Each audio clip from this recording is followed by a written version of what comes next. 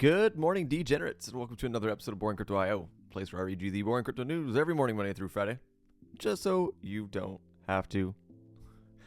My name is Not Important, and I'm your host. Let's go. Reading the Elon Musk tea leaves, is Dogecoin coming for Twitter? We shall see. Binance and CEO CZ intend to seek dismissal of CFTC complaint. And crypto investors cool on Bitcoin funds, turning to ETH and XRP. This should be interesting. All right, on to the market. Ooh, always at the bottom. Let me refresh this real quick. Current market cap sitting at 1.17 trillion. Bitcoin dominance 48.4%, and ETH sitting at a flat 19%. Gwei 21 will get you an ETH transaction. Fear and Greed Index slowly tipping backwards, sitting at 52, still considered neutral. People getting a little fearful as we slowly continue to tick to the downside. We will talk about that per usual in just a second when we go to look at Bitcoin.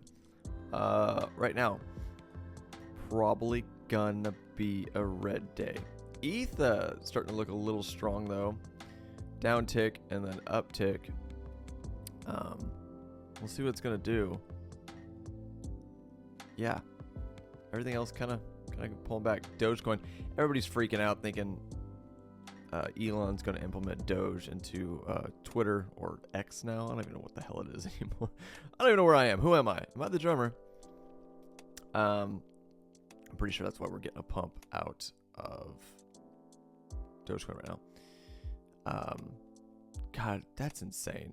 It's insane to look at the... I've been here since 2017. It's insane to look at the market cap of Doge and see 10, almost $11 billion market cap.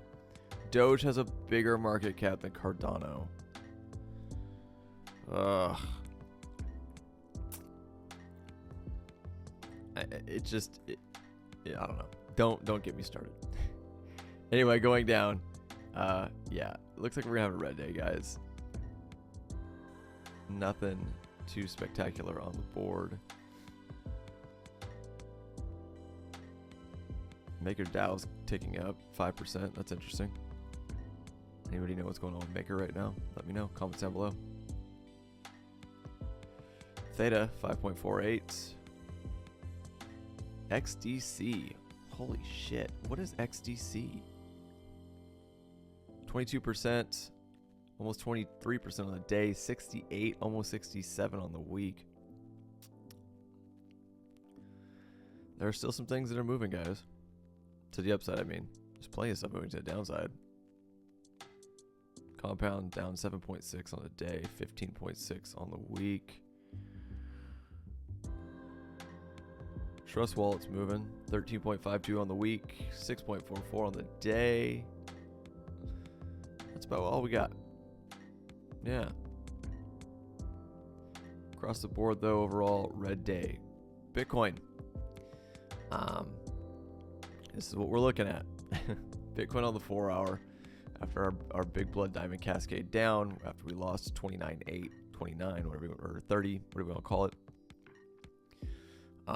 Bounced off of potentially 29, my 28.9 level right here.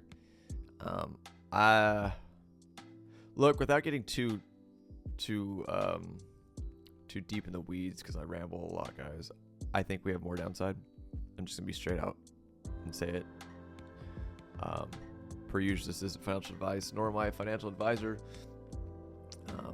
This is strictly for entertainment purposes, and I don't know what I'm doing half the time. I'm not a good trader, so don't listen to me. But my opinion is that we have more downside to go.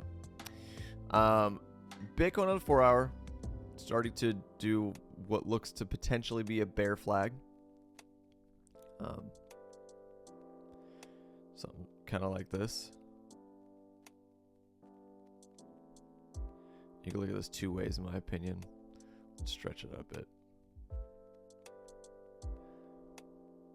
You could look at it like a flag, or excuse me, like a pennant. Like this. Or you can look at it like an actual flag. Start looking at it like that. Either way, if this pattern plays out, it is not good for the bulls. We will definitely have some more potential downside. If we play this pattern right here,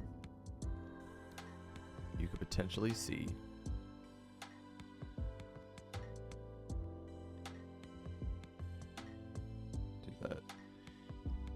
potential see a fall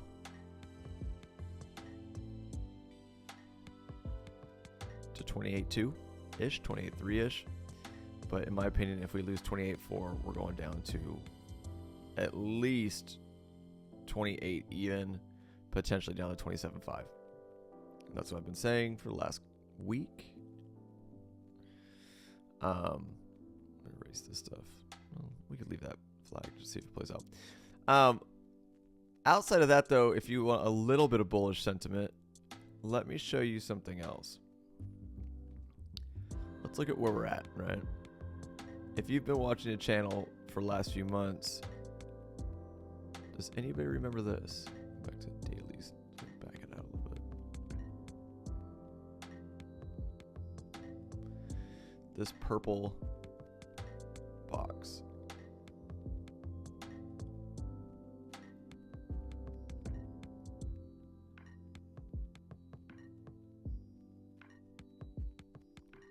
Which was a range that we were bouncing around in for quite some time. That anytime we got above it, we'd get rejected by the top of it, come back down, continue being support, etc., etc. But the point of me bringing this up is we are back down in that range now. I want to extend it just for fun, which is so funny.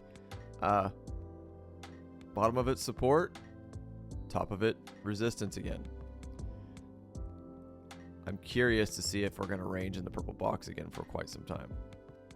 So bottom of the purple box being 28.9, we can just call it 29 for psychological purposes. Top of the box being 30,000. We ranged in that area for quite some time, and we're back in it. So we may have just completely reversed this sideways action to move sideways action into the purple box again. That is my potential of possible bullish opium, because if we continue to bounce around and keep that 28.9 level as support, we could probably move to the upside. But who knows? I am not psychic. I just do what the charts tell me. Right now, also on the 4-hour, we got a pretty good sized green dots on my indicators, which doesn't say it is a bottom, but it's a potential bottom. That maybe, just maybe, this might be the worst of it. But again, like I said, my honest opinion, my gut's telling me we got more downside from what I'm seeing. Take that how you will. As well as tomorrow, expect some volatility. We have the FOMC rate decision coming out tomorrow to see if they're going to raise interest rates, lower interest rates, or pause interest rates. We paused last time. I think there's a 0.25 interest rate point hike bet going on. That's what they're probably, the Fed's probably going to do a 0.25. If we pause again, expect significant bullish momentum. If we go higher than 0.25, expect some dumping, which is really interesting, because if we know what's going to happen, why does the market still react the way it does? I don't know. Call it a self-fulfilling prophecy, if you may. But that's it. That's all I can see right now, guys. Nothing too crazy going on. Let's look at ETH real quick, because ETH is starting to show some bullish momentum, and starting to show some green for the day. 0.25 on the day. Still doing a bearish flag pattern, just like Bitcoin. And that 1862 is looking like it's becoming a resistance. But if we flip that 1862 back into support, I think we might be able to rip. As well as you've got one of these going on. What I can see, just sitting here.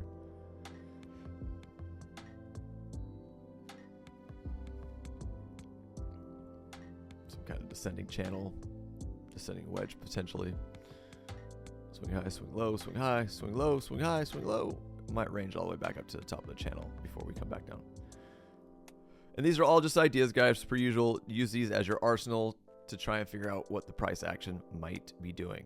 Outside of that, that is all I've got for you for the charts. Let's move on to the news. Reading the Elon Musk tea leaves, is Dogecoin coming for Twitter? A subtle change in Elon Musk's Twitter bio has reignited rumors Dogecoin may soon be used for payments on Musk's Everything app. This guy likes to fuck with your emotions, guys. I'm not necessarily a huge Elon Musk proponent, nor am I anti-Musk as well, but this dude likes to pump his own bags and likes to fuck with the market. So he does things like this all the time. And people try and pick up on it and try and trade off of it. And it is what it is. A subtle change in Elon Musk's Twitter bio after his platform rebranded to X has again fanned the flames of speculation that Dogecoin may have a future on the platform. On July 25th, eagle-eyed Twitter, and now X, users began pointing out that Elon Musk's profile location now sports both an X and a D, with X referring to Twitter's new branding, while D has been imprinted to mean Dogecoin, the meme coin he has been publicly supportive of in the past. Look, guys, it's a D for Doge. Anyway, other observers such as Real Vision CEO Raoul Paul came to a similar conclusion, albeit with different reasoning. In a July 25th tweet, Paul said Musk would most likely use Dogecoin to make global payments for creators on the platform, nothing that the eccentric billionaire already owns a big chunk anyway, and he likes it. When asked why Musk wouldn't create his own platform-specific token for these payments, Powell suggests that Dogecoin could help Musk get around securities laws exactly, giving him zero execution risk.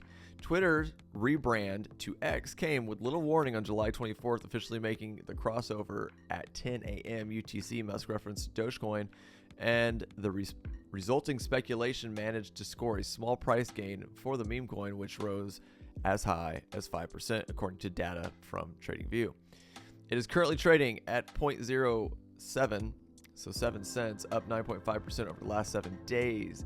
In emailed comments to Cointelegraph, eToro market analyst Josh Gilbert said that while the rebrand may provide a short-term rally for Dogecoin, Musk's move could also yield significant impacts for the crypto market in the long term. It does have implications for crypto in the short term as it moves markets, but it is in long term as Musk looks to build out payment networks using his own platform that could soon compete with the likes of Ethereum, Bitcoin, and others. Gilbert explained, while the market reads the tea leaves on Musk's choices, it's better for investors not to become distracted by short-term events and focus on the longer and wider trends, Gilbert said. Yeah, we'll see. People are very emotional. We've seen this. That's why meme coins even move in general. We all know they're not going to do anything, but everybody wants to buy a lottery ticket as opposed to investing in something that actually has a use case and sound founders and sound teams of devs behind it working on it. Weird.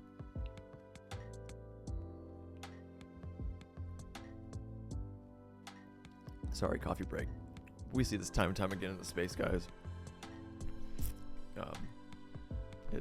It's something I've been beating my head against the wall about since I got into space. People don't want to buy sound projects. They just want to try and get rich quick. So things like Dogecoin have a almost $11 billion market cap now. It's bananas. All right, Binance and CEO CZ. I thought he stepped down as CEO. Whatever. Intend to seek dismissal of CFTC complaint. Binance, CZ, and former compliance chief Samuel Lim intend to file 2 motions to dismiss a March lawsuit from the CFTC. Crypto exchange Binance and its CEO CZ, lots of acronyms, tongue twisters, are planning to file a motion asking a court to dismiss a lawsuit from the United States commodities regulator. In a July 24th filing to an Illinois District Court, multiple Binance entities, Zhao, and former Chief Compliance Officer Samuel Lim said that before July 27th, they plan to file 2 separate motions to dismiss the complaint. The foreign Binance entities and Zhao intend to file a joint motion to dismiss the complaint. Lim intended to file a separate motion to dismiss the complaint and join parts of the motion filed by the foreign Binance entities and Zhao. The filing reads, Binance is also seeking permission to exceed a 15-page limit on the brief, which would be used to support its motions. The exchange requested for the brief to go up to 50 pages, citing the complexity of the Commodity Futures Trading Commission March lawsuit against it. I am not reading any of that lawyer speak. If you want to, here it is, Cointelegraph. Given the complexity of the CFTC's complaint and the number of arguments defendants anticipate making in support of their motions to dismiss, defendants anticipate that their memoranda of law in support of the 2 motions will exceed the 15-page limits. The CFTC sued Binance and Zhao in March, alleging the crypto exchange did not properly register with the regulator. The CFTC claimed despite Binance blocking U.S. residents from transacting on its platform since at least 2019, it knowingly conducted transactions in multiple cryptocurrencies for people based in the U.S. and intentionally violated U.S. laws. The regulator also called Binance's compliance process a sham and alleged it willingly conducted its activities outside of the U.S. and obscured the location of its headquarters with the aim of evading U.S. regulations. The Securities and Exchange Commission also sued Binance and Zhao on June 5th, alleging it sold unregistered securities, allowed U.S. customers to use its global platform, and claimed Zhao misused customer funds. The SEC's complaint claimed Binance compliance chief in 2018, believed to be Lim, said in a message to another compliance that this is the stupidest thing, we know this. Officer, we're operating as a fucking unlicensed security exchange in the USA, bro. Which sucks because this is how the SEC and CFTC and all these U.S. Regulators are working right now. They're playing word salad games. No context. This is like... This could be like... Think of it this way, right? 2 homies texting each other after they just got slapped with a lawsuit. Be like, oh yeah, we're working as a fucking... we're operating as a fucking unlicensed securities exchange in the USA, bro. Like... It could have been satire, it could have been sarcasm, it could have been all sorts of stuff. There's no way of knowing. But they use this stupid little thing and pump this to the media as if this has weight to it. And it doesn't. It won't hold up in court. It won't be anything in court. But they want people to be on their side, so they use stupid tactics like this. It's stupid. Binance is also reportedly under investigation by the U.S. Department of Justice for allegedly allowing Russians to use the platform of violation. Which is interesting, because Binance isn't a U.S. company, so S&D, kick rocks. So what if Russians use... The Russian people haven't done anything wrong. This whole war, or whatever you want to call it, that's going on in Ukraine, has nothing to do with the Russian people. It has everything to do with the dictator of Russia, or president. I don't even know what you call Putin. I have no idea what his political position is. But so what? Fucking US, man. Let's tell everybody what they should and shouldn't be doing. Anyways, Cointelegraph contacted Binance CFTC for comment, but did not immediately receive a response. We know. You never do. All right, last but not least, crypto investors cool on Bitcoin funds turning to Ether and XRP. Bitcoin-related funds saw outflows of $13 million over the past week, reversing 5 weeks of bullish inflows, according to CoinShares analyst James Butterfill. Bitcoin-related investment products appear to have lost some of their sheen among crypto investors, like their Charlie Sheen, Martin Sheen, Emilio Estevez. Some people won't get that. Crypto investors recording its first week of outflows since BlackRock filed for spot Bitcoin ETF in June. According to a July 24th report by CoinShares, head of research James Butterfill, Bitcoin investment products saw outflows of $13 million for the week ending July 21st, reversing 5 weeks of inflows. Short Bitcoin products also saw outflows of $5.5 million in the week. Greed index is at 50. On this article, CoinMarketCap has it something different. Wait, what were we on CoinMarketCap? We're at 52. Get it right, guys. 52.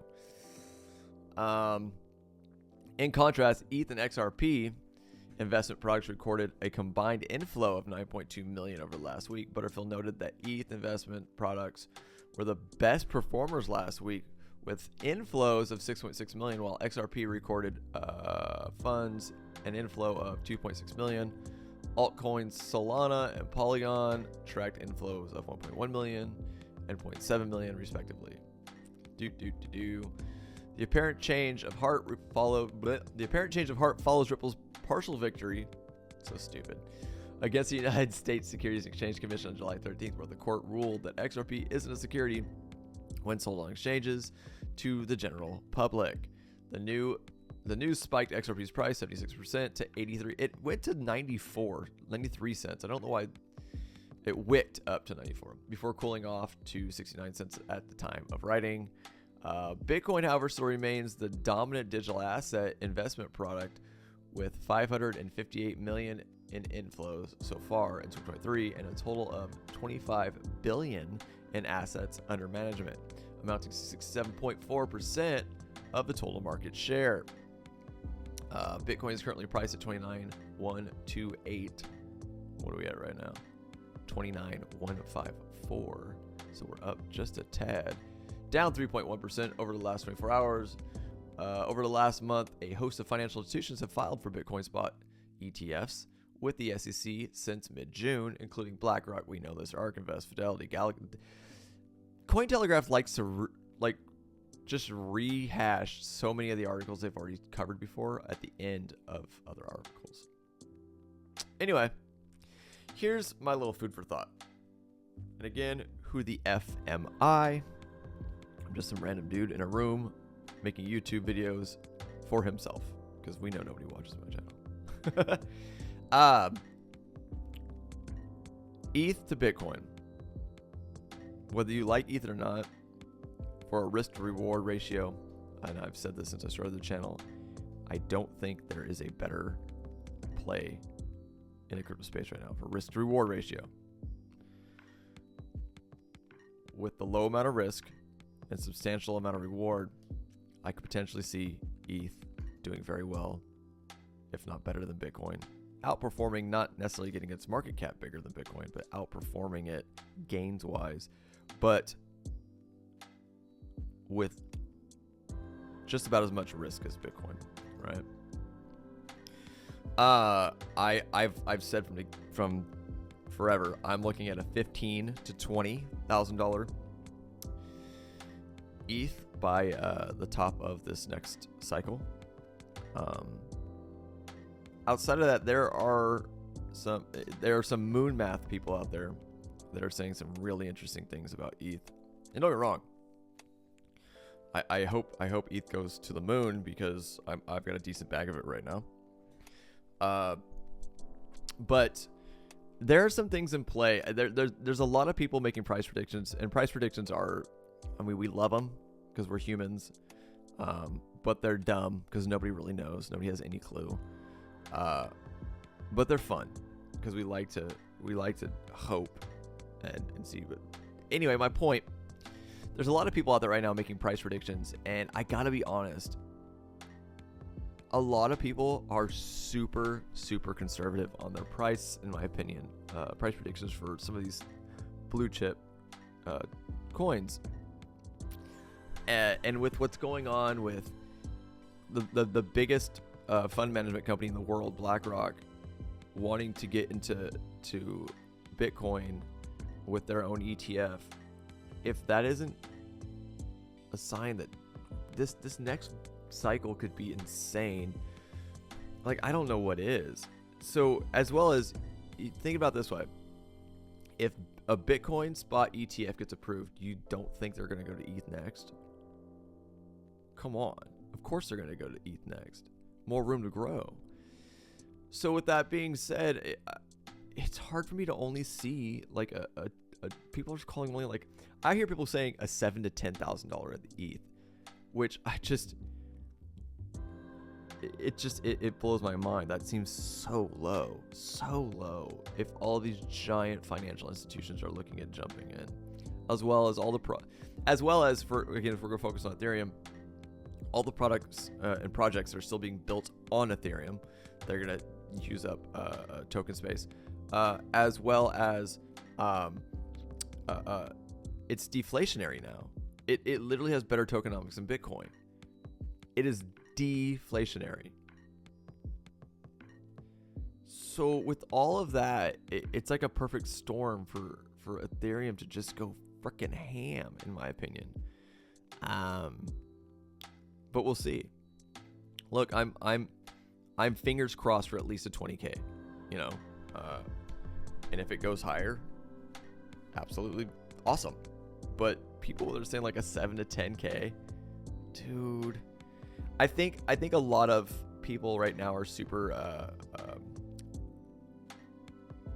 gun shy right now because of what happened during the last cycle. People were, you know, we all were calling for $300,000 Bitcoin, blah, blah, blah, whatever. And we just didn't get the cycle we expected. So I think a lot of people are trigger shy or gun shy, trigger happy, gun shy.